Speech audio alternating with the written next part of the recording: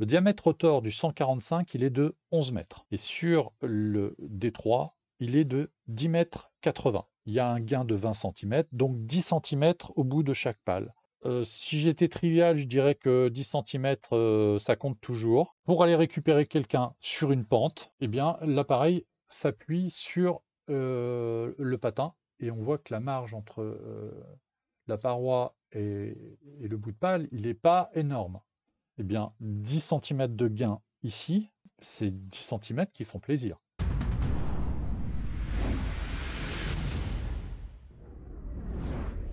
Eh bien, bonjour à tous. Bienvenue sur Lâcher Solo, 9e édition déjà. Je suis Frédéric Marsali, je suis journaliste sur Aérobuzz et je présente cette émission Lâcher Solo qui se veut être un décryptage des informations qu'on a traitées dans la semaine sur Aérobuzz, avec une touche perso. Vous allez voir, on ne va pas en rester simplement aux seules explications qu'on donne dans les articles. On essaye d'aller un tout petit peu plus loin. On a un programme copieux, on a trois sujets en vue qui sont, on va décrypter très gentiment l'accident qu'il y a eu en Turquie hier avec un Transal. C'est un avion qui nous intéresse tous parce que c'est une grande légende de l'aviation française. Le fait que ça vole aussi en Turquie est en soi une information et on va voir ce qui s'est passé. On a quelques vidéos à regarder. On va parler de la fameuse commande des H145D3 qui a été annoncée en début de semaine c'est le ministère de l'Intérieur qui a annoncé qu'il commandait 42 H145D3 et c'est pas sans conséquence sur l'équipement actuel, on va le voir. Puis on terminera avec une histoire de ballon, et ça je vous en dis pas plus pour le moment. On a un programme donc copieux.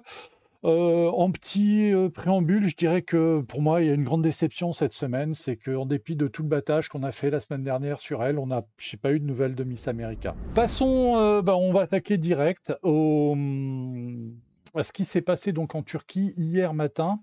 Voilà, donc écoutez, hier matin, moi j'ai appris la nouvelle en faisant ma petite veille sur Twitter, sur X, et je suis tombé sur des images, comme d'habitude, un avion qui vole bas au-dessus d'une route. Bon, je regarde que ça d'un œil, puis je regarde le truc, je fais, bon, on dirait un Transal. Donc je m'intéresse au sujet, je vois le truc. Ouh, un Transal en vol, basse altitude comme ça, c'est vrai il avait l'air un petit peu en mode c'est compliqué. Alors ça, c'est une photo de l'avion qui s'est. Oui, on peut dire qu'il s'est écrasé, on va voir les images, c'est quand même, il y a du dégât. Ça, c'est il y a quelque temps, au cours d'un exercice. Alors, on voit que c'est un 160T. Alors, le 160T n'est pas une version d'origine du Transal, c'est une version qui a été modifiée par les Turcs en local sur des bases de cellules qu'ils avaient rachetées à l'aviation allemande, hein. Et, les Turcs ont utilisé utilisent toujours une vingtaine, enfin, ont utilisé une vingtaine de Transal dans l'ensemble, et puis aujourd'hui, il en reste un tout petit nombre. Donc on voit qu'il y a plein d'antennes partout. Ces avions sont utilisés alors au 221e filo sur la base de Kaiser Erkilet, donc c'est au centre-sud de la Turquie. Sont des avions qui sont utilisés en poste de commandement avancé et en poste de ciblage. On note ici notamment une boule FLIR qui peut permettre de faire du ciblage, parce qu'en général, sur ces boules-là, peut y avoir un laser, un pointeur laser, en plus des caméras. Donc, en plus, celle-là est assez grosse. Donc, voilà. Bon, ça, c'est le Transal qu'on a vu. Et on va regarder très rapidement la vidéo. J'ai trois vidéos à vous montrer. On va regarder très rapidement la première vidéo. Voilà, on voit le Transal qui est en train de survoler vraiment très bas une route. On voit qu'il y a un peu d'incidence, que ça penche un peu à gauche. Alors, bon, j'ai pas les causes de l'incident, mais la panne moteur est tout à fait probable. Moteur gauche, visiblement. Et sans doute avec d'autres problèmes. Bon, l'avion disparaît derrière les maisons. Oui, effectivement, les gens ont eu un petit peu peur. Voilà, ça c'est un autre point de vue qui a été prise depuis un immeuble, visiblement. Et on voit le Transal ici, qui survole vraiment la ville. Et voilà, ça se termine comme ça. L'avion, il est un peu vautré. Il s'est posé, visiblement sur la partie en herbe de l'aérodrome, ou alors il est sorti de piste.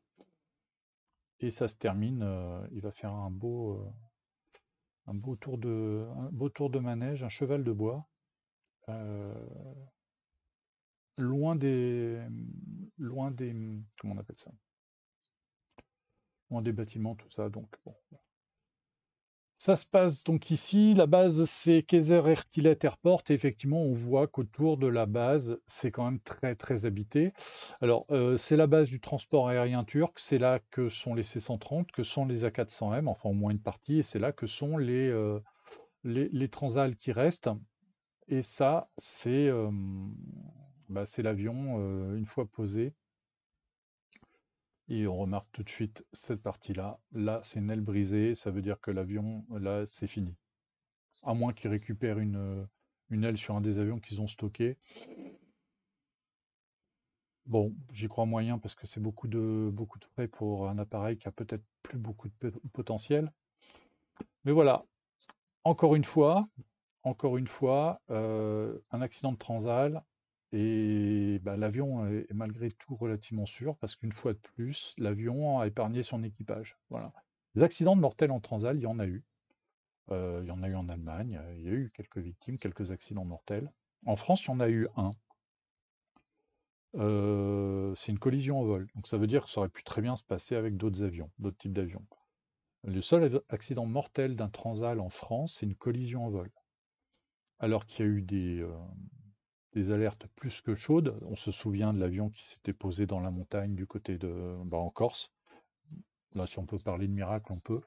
Il y a eu celui qui s'est posé dans la soupe, enfin qui s'est posé dans un champ juste à côté de la base d'Orléans aussi. Ça aurait pu très, très bien, très très mal se passer. Avion cassé, équipage indemne. Voilà, donc bah, c'est encore une petite pierre dans la grande légende du Transal qui, bah oui, il y a des accidents parce que c'est un avion qui a des pannes, qui est peut-être parfois un peu capricieux, mais qui, souvent, bah, c'est sans dommage pour les gens qui sont à bord. Bon voilà, c'est une belle histoire. Alors, la nouvelle surtout, c'est que bah, les Transal sont encore opérationnels en Turquie. Le fait qu'il y ait eu ces images, ont fait ressortir des informations et puis les spécialistes du sujet sont, sont un petit peu sortis du bois et on a enfin des informations. Je ne sais pas si vous vous souvenez, si vous suiviez, mais il y a un an, j'avais lancé un appel, je crois que c'était l'émission, on avait reçu Élodie Bruno, où j'avais parlé justement des transals australiens. On n'avait pas encore trop d'infos là-dessus, mais bon, il fallait en parler quand même et je m'étais renseigné de savoir où il restait des transals en état de vol et sur la Turquie, j'arrivais pas à avoir d'informations. Plus tard, j'ai eu l'information que des transals pouvaient être encore opérationnels là-bas, et puis bah, là, on en a la preuve. Et donc, j'ai pu récupérer quelques informations supplémentaires sur les transals turcs. C'est intéressant, dans le sens où bon, c'est quand même un avion, je le redis, c'est une grande légende de l'aviation française, et le fait qu'il y en ait encore en vol quelque part, bon, c'est toujours une information plaisante. Alors, il y a eu 3 Transal modifiés en C-160T par les Turcs en poste de commandement avancé. Donc celui qui s'est, planté, donc le 36. Il y a le 040, donc c'est les avions du premier lot qui ont été construits en 1969, hein, donc c'est pas des avions de toute première jeunesse. Le 040 serait toujours actif. Par contre, le troisième qui a été modifié, le 023, encore plus ancien, serait stocké. Donc, à partir du moment où, alors tous ceux qui étaient encore utilisables en avion de transport, eux sont arrêtés de vol, les A400M ayant été livrés. Donc, on a bah, encore un ou deux Transal opérationnels en Turquie. Un quasiment certain, reste à savoir si celui qui est stocké va être déstocké pour compenser la perte de celui-ci. Bon, c'est la Turquie, c'est pas un pays extrêmement friendly avec les spotters sur ces informations militaires, c'est toujours très compliqué, très bordé. Je ne sais pas si on aura beaucoup d'informations, mais voilà. En tout cas, hier, il y a un Transal qui a volé. Ça, c'est une information en soi. La question qui se pose aussi, c'est avec cet accident, est-ce que ça ne va pas mener à l'arrêt total de la flotte? Voilà, ça fait partie des interrogations qu'on peut avoir. En ce qui concerne les transals, donc, qui restent en état de vol dans le monde, on a déjà ici parlé des transals australiens, donc du groupe McDermott, modifié avec une soute Helitac qui devrait faire bientôt du bombardier d'eau.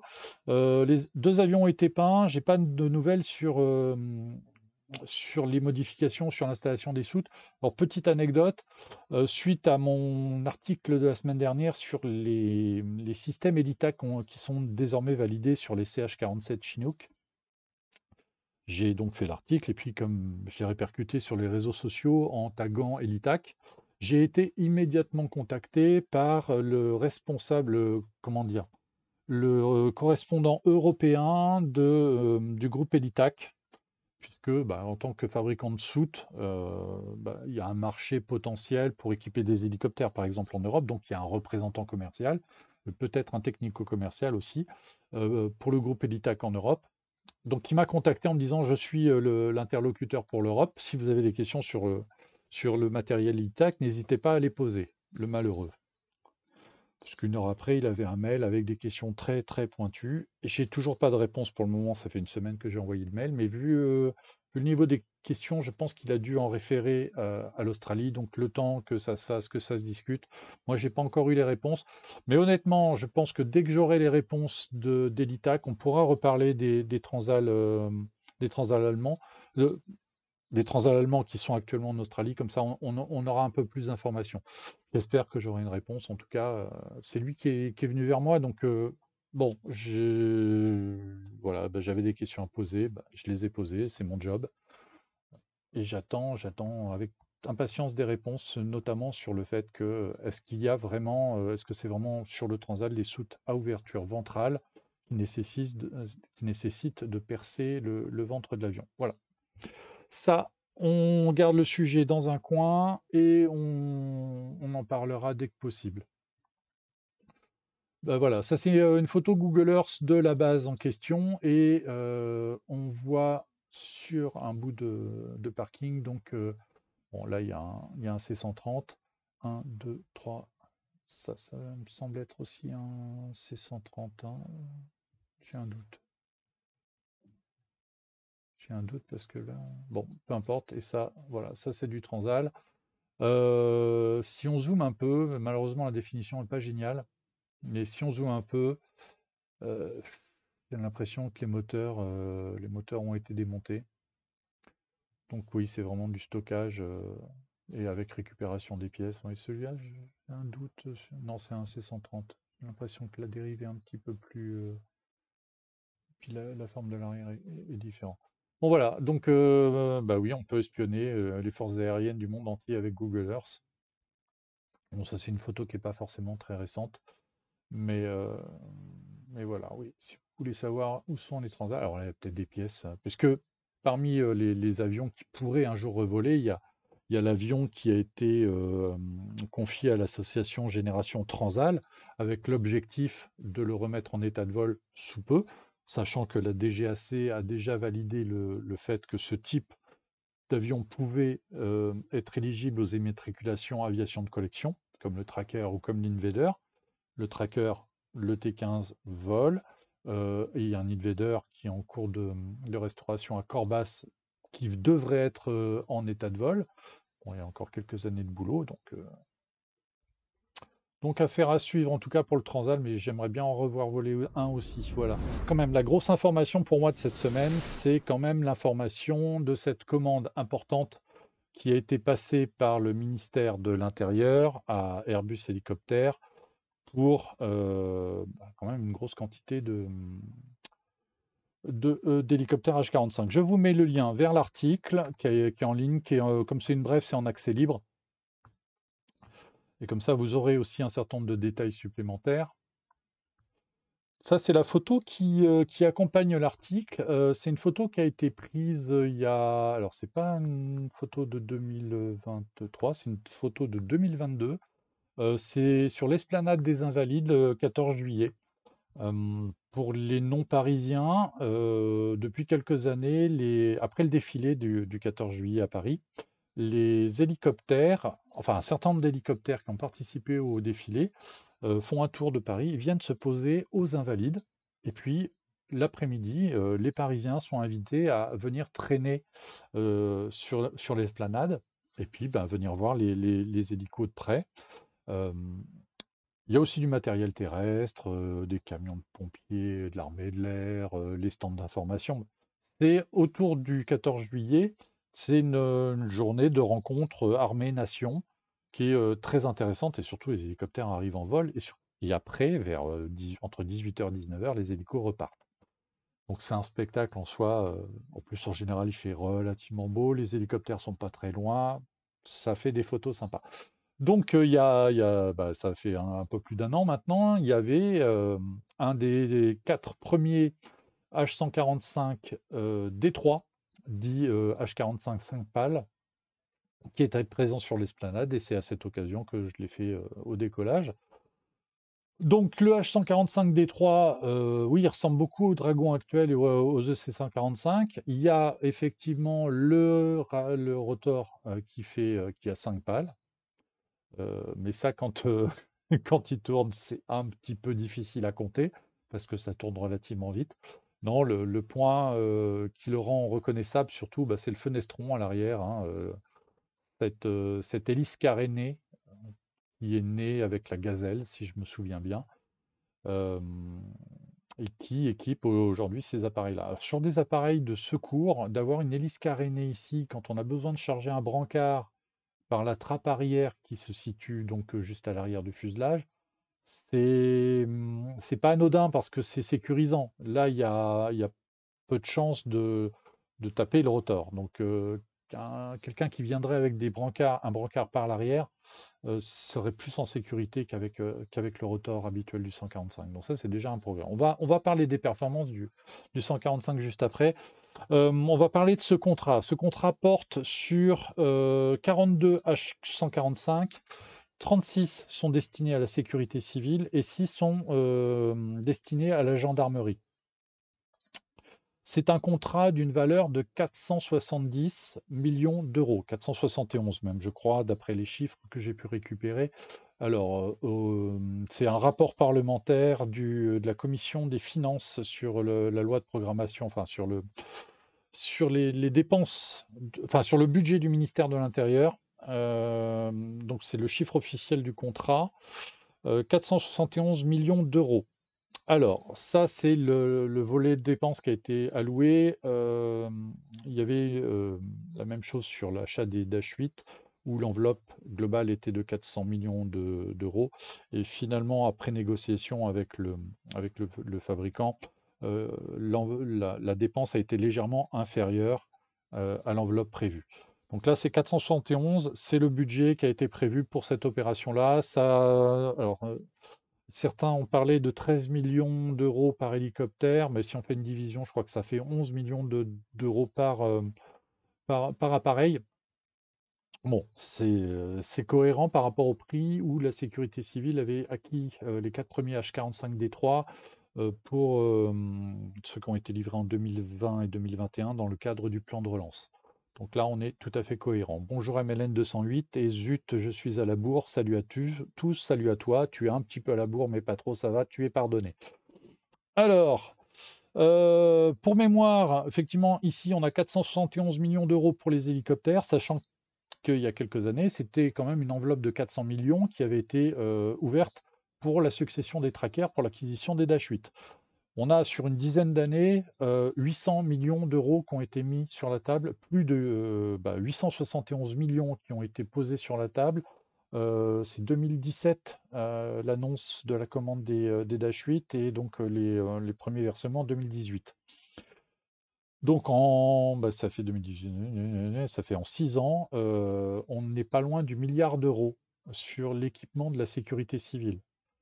Souvent dans les commentaires, sur les réseaux sociaux, on a des réactions: «Mais le gouvernement s'en moque, gna gna gna, nos avions vieillissent, les hélicos vieillissent» et cetera. Puis, quel que soit le bord politique des gouvernements successifs français, globalement, la sécurité civile a toujours eu le matériel qu'il fallait à peu près au bon moment. Là, il faut quand même se rendre compte de l'enveloppe. Sur moins de 10 ans, on est à pas loin d'1 milliard d'euros d'équipement. Sachant que cette dépense va être étalée parce que, évidemment, le contrat est passé, il y a une avance qui est livrée, mais les appareils sont payés en partie au moment où ils sont livrés. Il y a une partie, alors je ne sais pas comment c'est subdivisé, mais sur les contrats en général militaires, il y a une grosse somme à la commande, à la signature. Il y a une deuxième grosse somme à la livraison du premier appareil et il y a un reliquat à la livraison du dernier. Après, ça fait partie des négociations commerciales où il peut y avoir, les avions sont payés au fur et à mesure de la livraison, etc. Donc, ces dépenses-là sont étalées. Mais si on regarde le budget de façon brute, on est à plus de 870 millions d'euros d'équipement pour la sécurité civile. Sachant que tous les hélicoptères ne vont pas à la sécurité civile, c'est vrai qu'il faut enlever, écoutez, si on a 6 fois 11, voilà, ça fait 66. Voilà, il faut enlever, c'est ça, si on enlève, ça fait 800 millions de 800 millions, allez, on se la fait à la louche, 800 millions pour la sécurité civile et puis, 70 millions pour la gendarmerie. C'est quand même des dépenses considérables, et un niveau d'équipement, important. Pourquoi? Alors, les EC-145 Dragon sont en service depuis un petit peu plus de 20 ans.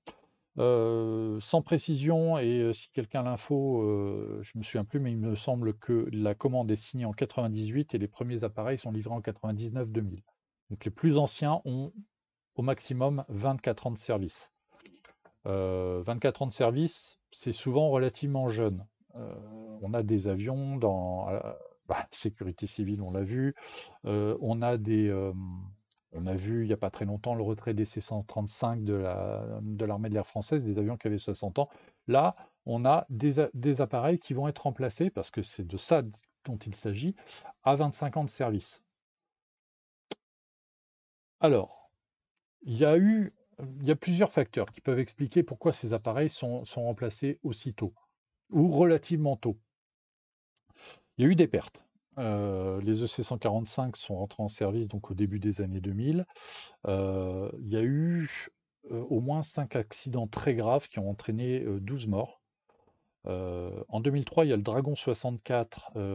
Alors, tous ces accidents se sont passés sur des missions sur des missions de sauvetage réelles. Il n'y a pas eu d'accident à l'entraînement ou sur des vols de liaison. Donc 2004, on a Dragon 64 sur un sauvetage, une collision avec une paroi, un problème au cours du sauvetage ou sur le retour, je ne sais plus. Il y a un mort et 5 blessés. 3 ans plus tard, dans le même secteur, pas très loin du cirque de Gavarnie, un autre accident qui a fait 3 morts et un blessé. Donc à chaque fois, les hélicoptères sont détruits. En 2009, il y a le dramatique accident du Dragon 2B de nuit, qui fait 4 morts. De nuit, il s'est allé récupérer une femme enceinte qui allait accoucher en difficulté au milieu de la Pampa en Corse pour le ramener à l'hôpital de Bastia. Et de nuit, avec une météo très difficile, si je me souviens bien, ils ont tapé la paroi. Et puis on a eu en 2020, alors en 2019 le Dragon 30 à Marseille pendant les opérations de sauvetage il y avait des inondations et pareil, pris par la couche, ils ont tapé une paroi pas très loin de Marseille. Et en 2021, on a le Dragon 38 au cours d'un sauvetage à Villard-de-Lans qui a fait un mort. Alors, question un peu intéressante. Alors, il me semble. Alors, ERA Aviation 18. Pour l'instant, il me semble que le remplacement des BK 117 n'est pas pour tout de suite. Alors, déjà, BK 117, ils sont utilisés en France sous le nom de C145. Ils sont remplacés ou ils viennent en complément pour l'instant. Alors, les 4 premiers qui ont été livrés pour le plan de relance en 2020 et 2021 sont venus pour combler justement ces pertes. Il y avait 4 hélicoptères perdus à l'époque, 4 hélicoptères commandés, une perte supplémentaire. Bon, petit déficit. Oui, les premiers, ceux qui vont être livrés cette année, vont venir en complément pour remonter le niveau de la flotte. Mais dès que la flotte sera à 40 appareils, eh bien, la déflation va commencer. Et là, les EC-145 vont partir à la retraite assez rapidement puisque j'ai le, attendez, j'ai récupéré le calendrier tel qu'il est annoncé donc sur le rapport parlementaire. Après, ça fait l'objet de négociations avec le constructeur. Mais le programme tel qu'il était prévu, donc c'est un rapport qui a été publié l'été dernier. C'est 3 livrés en 2024, 8 en 2025, 8 en 2026, 6 en 2027, 8 en 2028 et 3 en 2029. Ça, c'est le calendrier échelonné des appareils commandés dans le cadre de ce contrat. Ça veut dire que pour la sécurité civile, oui, je pense que les 3 qui vont être livrés en 2024 vont venir renforcer les bases, mais à partir de 2025, les 8 qui vont arriver vont remplacer les 8 plus vieux ou les 8 plus âgés qu'il y a dans la flotte. Un point hyper important qui explique pourquoi ces appareils sont remplacés, ces appareils qui volent beaucoup. Alors, toujours la même source, un rapport de la loi de finances de 2023, je cite, 18 710 missions ont en effet été effectuées en 2022, représentant 15 253 heures de vol, dont 11 045 en mission de secours. Elles ont permis de secourir 14 166 personnes, soit une personne secourue par heure de vol. Ça, ce sont les chiffres pour 2022. Si on extrapole ces chiffres, ça fait un peu plus de 460 heures de vol par Dragon. Donc ça veut dire au moins une mission par jour, par hélicoptère. 365 jours, 462 heures, hein, vous voyez, ça fait plus d'une heure de vol par appareil par jour, et par Dragon. Donc ça veut dire qu'il y a une activité qui est quand même dense, et quand on multiplie par 20, bah, ça fait pour des appareils qui pourraient avoir aux alentours de la vingtaine d'années de service, là, ça fait aux alentours de 9000 heures de vol. 9000 heures de vol pour les plus anciens, 25 ans, bah, c'est le bon moment pour effectivement commencer à les remplacer en douceur. Il ne faut pas attendre qu'on découvre un problème technique comme sur les trackers, par exemple, pour mettre les avions et les appareils à la benne, alors que les successeurs ne sont pas là. Donc là, pour le coup, il faut le dire, c'est une prise en compte des besoins bonne. Et donc voilà, ces appareils-là, vous vous rendez compte quand même, 14 166 personnes sauvées, plus d'une par heure de vol, ça montre le besoin. On ne peut pas se passer de ces machines-là, clairement.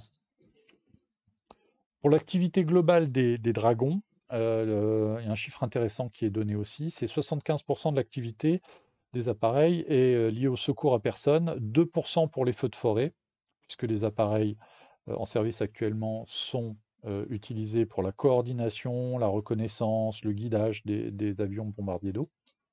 Et le reste, c'est des missions de liaison, de transport, hein, évidemment.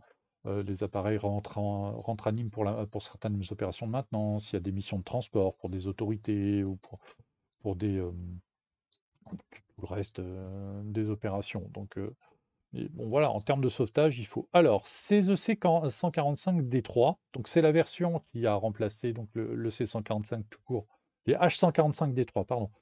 C'est des versions qui ont remplacé donc les EC145 sur les chaînes. C'est des appareils qui sont construits en Allemagne.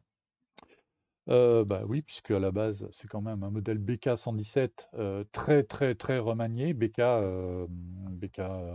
zut. Le BK, c'est pour le nom du constructeur à l'époque. Il y avait Kawasaki dans le. Bon, j'ai un trou de mémoire, désolé, c'est pas grave. Oui, c'est des appareils qui à la base étaient connus comme des BK, et puis bah, quand l'entreprise a été absorbée par Airbus, c'est devenu des. Alors il y a eu des aérospatiales, il y a eu des EADS, Airbus hélicoptères aujourd'hui. Euh, Il y a toujours eu des débats sur le 145, surtout au moment où il y a eu les 2 premiers accidents, où beaucoup d'observateurs du domaine se sont posé la question de se dire: «Est-ce que ces appareils-là ne seraient pas, trop peu puissants, est-ce qu'il n'y aurait pas un gros problème?» Heu, Peux-tu nous donner le prix d'une sortie en hélico de la sécurité civile? Je pense au secours en montagne, surtout ayant vécu en Haute-Savoie, merci. Alors j'ai pas le coût à l'heure de vol du 145. Je l'ai pas là. Ça, c'est quelque chose que je peux te trouver. mais là, je vais pas pouvoir te le faire en direct parce que je sais où le trouver, mais simplement, il faut que je fouille dans des PDF pour avoir le chiffre exact. Je peux te le trouver, mais là, je pourrais pas te le donner là. Euh, bah, tu sais quoi? On va tricher un peu. Ce sera le chiffre du jour pour mardi prochain pour le jump seat. Je vais essayer de le filer à, essayer de le filer à Jérôme. Et comme ça, tu pourras gagner. Je vais essayer de te trouver l'info, mais là, pendant l'émission, je vais pas pouvoir te le chercher. Je sais où est la donnée, mais elle est sur des fichiers PDF qui sont pas accessibles sur ce PC-là. Alors, j'en étais où, moi? Oui, 1500, oui, 1500 euros, il me semble, mais pas sûr du tout. C'est peut-être un peu plus, mais l'ordre d'idée me paraît pas aberrant. Ça peut être plus, genre 2000 ou 2500 € de l'heure de vol, hein, mais on est dans ces gammes-là. Heu, si quelqu'un a, si quelqu'un a internet là, parce que moi, là, ma fibre là, elle est saturée par le par le streaming, mais il faut aller regarder sur le site du Sénat, les rapports, de la commission, des commissions qui sont relatives à la flotte de la sécurité civile. Les chiffres sont dedans, normalement. Heu et puis, il y a peut-être eu des dossiers de presse aussi qui les ont donnés. Il faudra que je regarde, mais c'est vrai que c'est une bonne information à donner aussi, le coût à l'heure de vol de ces appareils. Ça a un coût, mais bon, sur une année, je reprends le chiffre parce qu'il est quand même hallucinant. Alors c'est des Evasan, c'est du sauvetage en montagne, hem, même plus, j'ai une vague souvenir d'euros fois 1000. Ouais, c'est bon, mais le chiffre ça oui, je vais essayer de le faire passer, il faut que Jérôme soit OK. Mais, comme ça, ceux qui auront regardé, Lâcher Solo seront des privilégiés, ils auront eu un indice. Voilà et puis si, Jérôme prend pas, bah, ça sera marrant, ça permettra aussi peut-être de le passer dans le chat, à ce moment-là.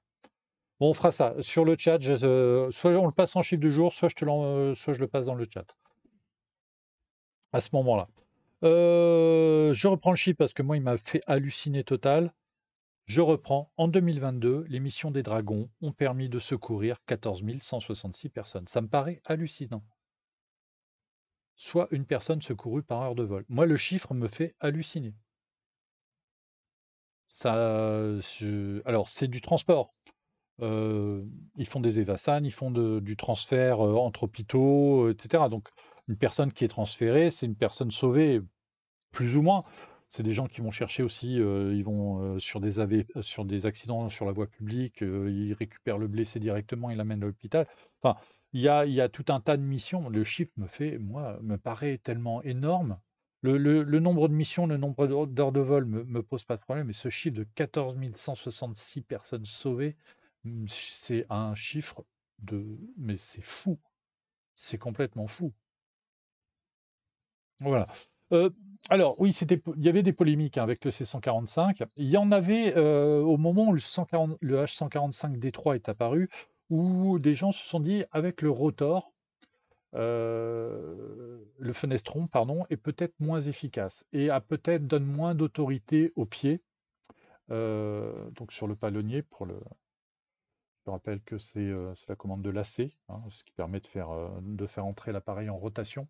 Donc le rotor anti-couple permet à l'appareil de garder une trajectoire droite. Il compense le couple entraîné par la rotation du rotor. Et donc simplement, bah, en fonction du sens, soit on donne des gaz pour que le rotor gagne sur le couple, ou alors simplement on le ralentit, et puis dans ces cas-là, il prend la trajectoire naturelle. Donc la question se posait de savoir si l'autorité au pied sur le fenestron serait suffisante, notamment pour les opérations en montagne, parce que c'est là où vraiment toute la puissance de l'hélicoptère est- est nécessaire, et il ne faut pas se rater. Donc, bah, l'évaluation enfin, c'est même plus qu'une évaluation, l'entrée en service des 4 premiers H145 D3, donc qui sont rentrés entre 2020 et 2021, visiblement, ont permis d'évaluer l'appareil. C'est pas pour rien qu'il me semble que c'est la base de Grenoble qu'en est équipée, donc utilisation en montagne. Il y a dû avoir un retour des équipages, parce que la commande, elle est passée direct comme ça, c'est pas par hasard. La sécurité civile n'a pas souhaité avoir des H160 également. On va en parler juste après, justement, parce que, le H160 est peut-être pas forcément l'appareil adapté pour la sécurité civile. Bon, on va voir. Un peu trop gros. Qu'est-ce que tu as? Apparemment 5 000 € et 15 000 pour un Caïman de la marine. 5 000 € pour un EC145, ça me paraît beaucoup. Mais 15 000 pour un Caïman, ça me choque pas. Par à titre de comparaison, un Canadair, c'est aux alentours de 15 000 aussi. Un Dash 8, c'est 10 000. Les trackers, je le cite, en fin de carrière, c'était aux alentours de 5 000 aussi à l'heure de vol. Et puis je crois qu'il y a eu une information qui a été donnée sur le coût à l'heure de vol du Rafale. Je crois que c'est 20 000 à l'heure de vol. À vérifier. Alors, sur ces histoires de manque de puissance de l'EC145, le choix du H145D3, il n'est pas innocent. Le H145D3, même si effectivement le fuselage est très proche, les turbines ne sont plus les mêmes. C'est des Ariel 2E, dont la puissance, alors là je lis ma fiche, hein, je suis obligé. En puissance continue, on est à 828 SHP, donc c'est du horsepower mais rotatif, alors que le C145 est à 692. Ça veut dire qu'il y a 136 chevaux en plus en puissance continue. Puissance au décollage, qui est importante, hein, surtout quand on prend de l'altitude. Le C145, il est à 738 SHP. Le D3, il est à 894. Donc il y a 156 chevaux en plus. Et en puissance d'urgence, alors là où il faut donner toute la gomme, on est à 771 SHP sur le C145. On est à 1072 sur le H145 D3, c'est-à-dire plus 301 chevaux. Là, ça fait une grosse, grosse différence. En termes de masse, donc on est à 3585 kg masse max au décollage pour le 145 standard, et on est à 3800 kg pour le 145 D3, donc la masse max au décollage est de 215 kg en plus. Et au niveau de la charge utile, on passe de 1793 kg sur le 145 à 1905 kg, donc c'est une charge utile de 112 kg en plus. Et là où le 145 D3 dit 5 pales, mais quand elle tourne, on ne les voit pas, donc je ne comprends pas cette dénomination. Il y a une différence.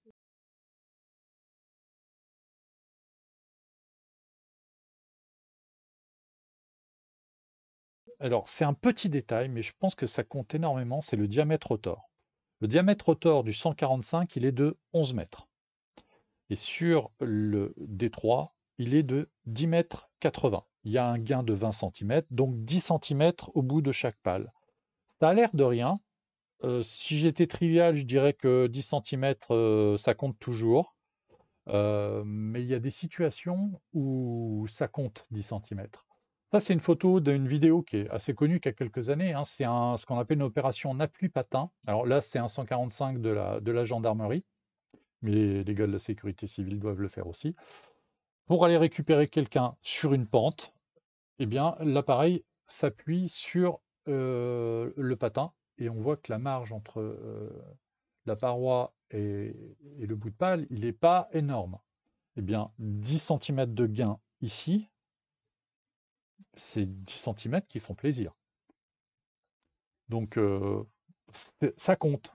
Après, est-ce que justement le fait d'être passé à 5 pales, il y a un peu plus de portance? Peut-être. Ça, il faudra interviewer les équipages, et c'est une question que je poserai la prochaine fois que j'en croise un. Donc voilà, on a un appareil qui est plus performant, plus puissant. Il y a un vrai gain. Donc on remplace un appareil qui est dans la même gamme, dans les mêmes tarifs sans doute, faisant fi de l'inflation, et qui est plus puissant et qui apporte vraiment une plus-value. En introduction, je vous ai parlé du fenestron et de la sécurité que ça peut apporter quand on ouvre les deux demi-coques arrière pour glisser un brancard. Le fait qu'il n'y ait pas d'hélice, de danger d'hélice, il y a un danger d'absorption quand même, mais c'est caréné, donc c'est moindre. Ça apporte. Donc le 145 D3, il coche toutes les cases. Alors pourquoi pas des H160 sans, alors l'appareil un peu plus cher je pense, il est beaucoup plus puissant effectivement, j'ai récupéré les chiffres. Hem, c'est la gendarmerie qui en a 10 en commande, hein, qui vont être livrés cette année. Alors ils vont s'appeler, vont s'appeler les zut, je l'ai noté et je l'ai oublié. C'est les Pégases, non? Heu,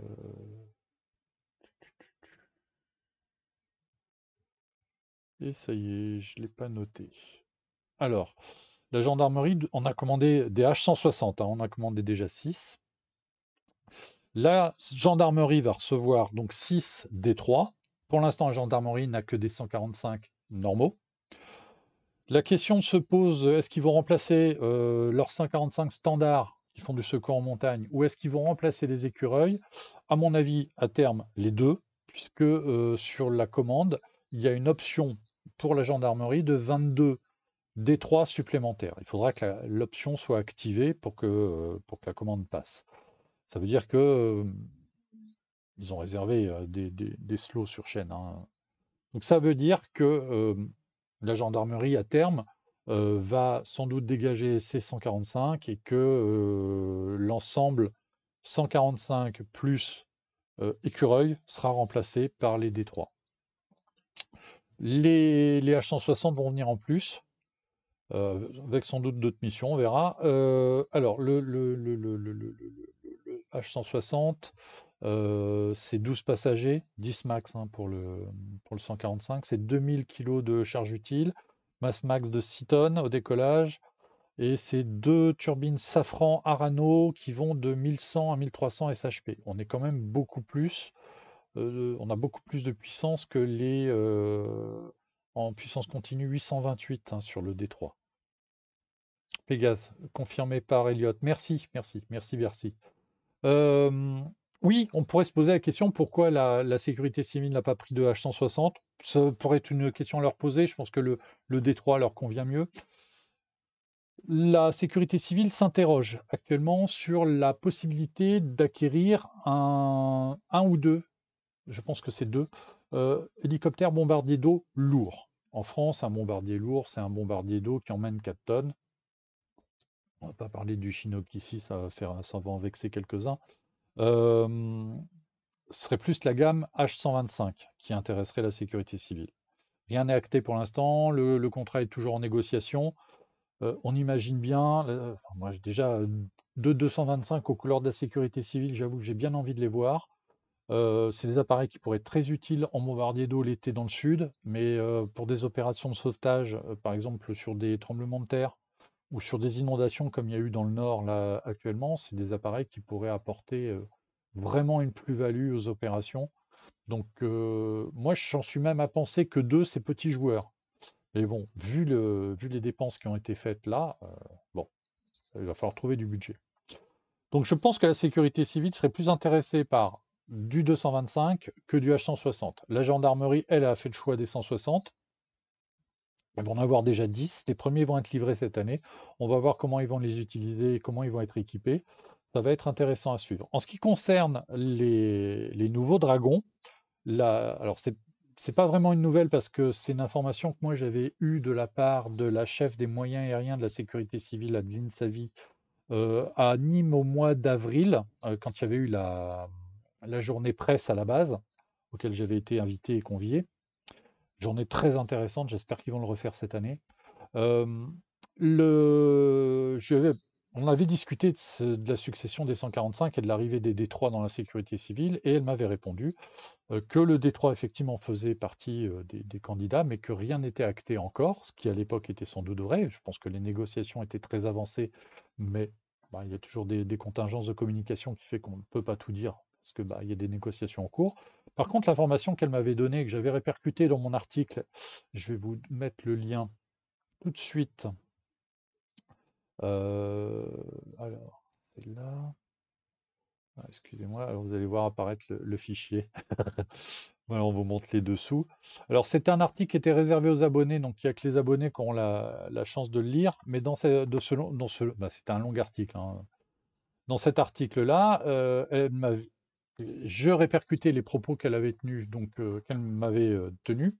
c'est que les dragons vont récupérer la mission hélicoptère bombardier d'eau. La sécurité civile n'a pas une grande tradition des hélicoptères bombardiers d'eau parce que bah, ils ont les Canadair. Il y a eu des évaluations d'hélicoptères, mais ça n'a jamais pris. Ils avaient eu des dauphins qui étaient équipés bombardiers d'eau, et quand les dauphins ont été retirés du service, bah, voilà, terminé. Ils ont perdu l'option. En fait, la sécurité civile veut reprendre la main sur des missions bombardiers d'eau, et donc les 145 D3 qui vont être équipés, qui vont équiper la sécurité civile, sont donnés pour pouvoir être utilisés en HBE à raison de 1000 litres d'emport par appareil. Alors, à titre personnel, je pense qu'ils utiliseront un Bambi Bucket plutôt qu'un kit, parce que le kit, tu peux le laisser à demeure très bien, mais ça fait de la masse en plus et ça fait de la garde au sol en moins, parce que, et elle avait insisté très fortement là-dessus, la mission de secours à personne va rester absolument prioritaire. Les hélicoptères, bon, les dragons feront du bombardier d'eau à partir du moment où ils sont pris ailleurs. Et je pense qu'ils seront bombardiers d'eau dans les régions qui sont sous tension feu de forêt, mais assez éloignées de Nîmes. Parce que sur les départements du pourtour méditerranéen, bon, ils sont assez faciles d'accès pour pour les Canadair et pour les Dash, mais il y a aussi les moyens départementaux. Par contre, en Bretagne, sur la vallée de la Loire, dans les Vosges, euh, dans les, j'ai eu un message WhatsApp qui n'était pas prévu. Excusez-moi, ça me perturbe. Comment ça se fait que j'ai reçu le message WhatsApp là? Bon, bref, qu'est-ce que je disais? Oui, dans les régions où les Canadair vont, et surtout les Dash 8, vont mettre un certain temps à venir, le fait de pouvoir disposer d'un HBE étatique euh, rapidement, c'est un atout. Le truc, c'est un Bambi Bucket, c'est un investissement parce que c'est un objet qui est beaucoup plus compliqué qu'on ne le pense. J'en ai eu un jour entre les mains, c'est lourd, c'est compliqué, c'est complexe. C'est pas un système si simple que ça, le Bambi Bucket. Sauf que ça s'installe très rapidement sur un hélicoptère. Donc s'il faut, bah, le truc il est stocké dans un coin, on le sort, on le branche, l'hélicoptère décolle, va le remplir, et c'est assez facile de le remplir, et puis il va larguer, puis il revient, puis le temps qu'il fasse une ou deux rotations, bah, les Dash 8 sont appelés, et puis ils arrivent. Ça, c'est le schéma idéal. Et puis, bah, une fois que l'hélicoptère est rentré à sa base, on débranche le Bambi Bucket, et puis s'il y a une mission de secours à faire, et ben, ça part.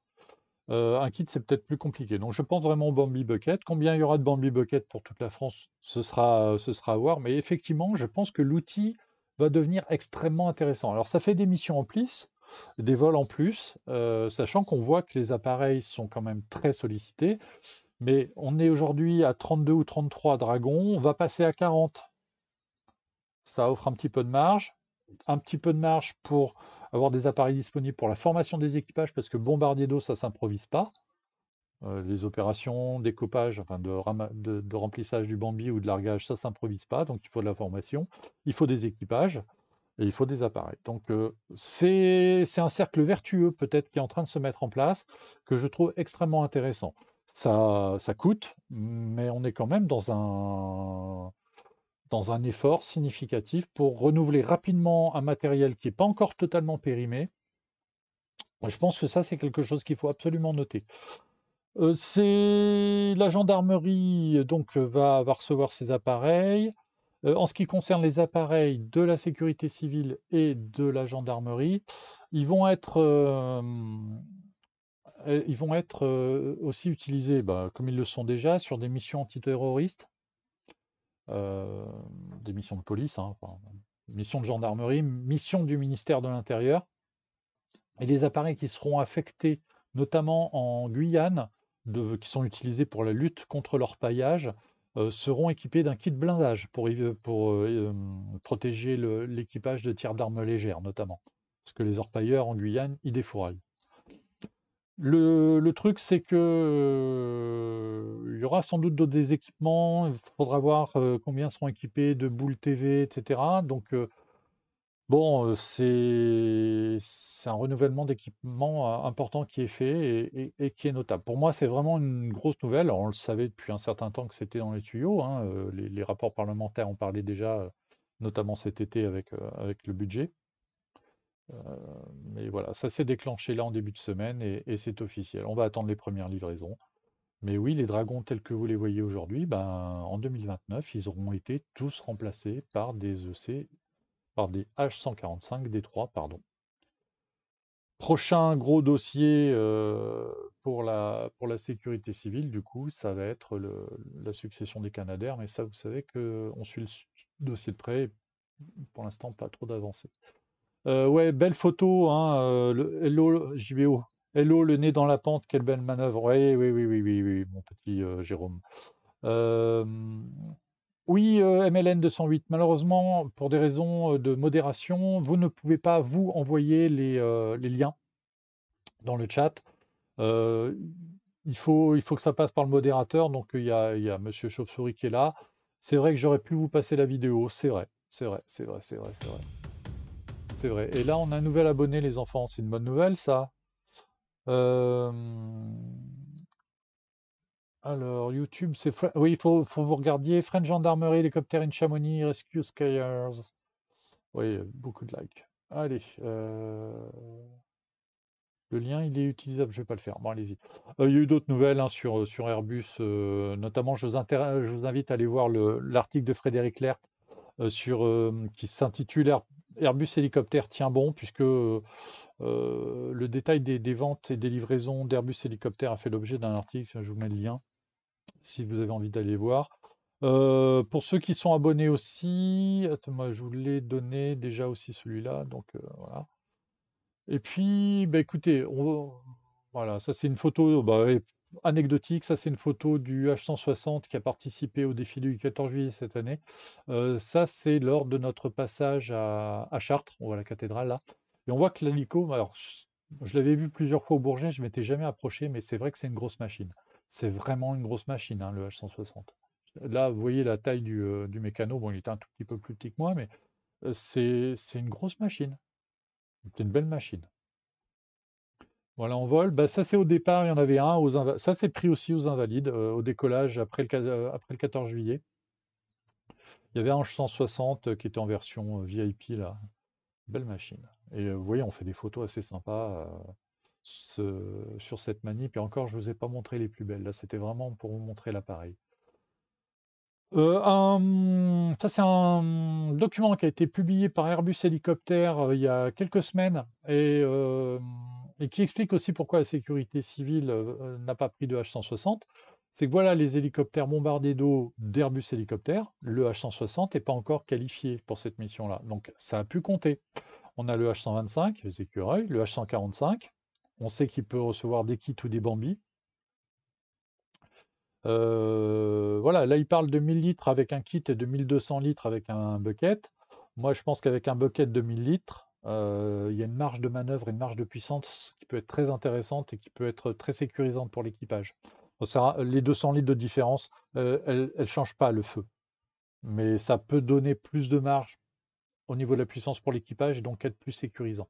Le H215 et puis le H225. Moi, je pense que le candidat idéal pour la sécurité civile, c'est le 225. Voilà, ça c'est le diagramme des commandes et des livraisons d'Airbus Hélicoptère cette année, dont cette fameuse commande pour le ministère de l'Intérieur. Donc 410 commandes, 346 livraisons. Et on voit qu'il y a 186 H45 dans les commandes, hein. Il me semble que ce sont les commandes là qui sont là en bleu. Bon, voilà. Je vous renvoie à l'article de Frédéric Lert, il a détaillé tout ça mieux que moi. Et son article est, comme d'habitude, toujours extrêmement bien écrit. Et nous restons sur Frédéric Lert. Dernière partie, on va la faire très vite. C'est alors à la suite de son édito, vous voyez, une histoire de ballon.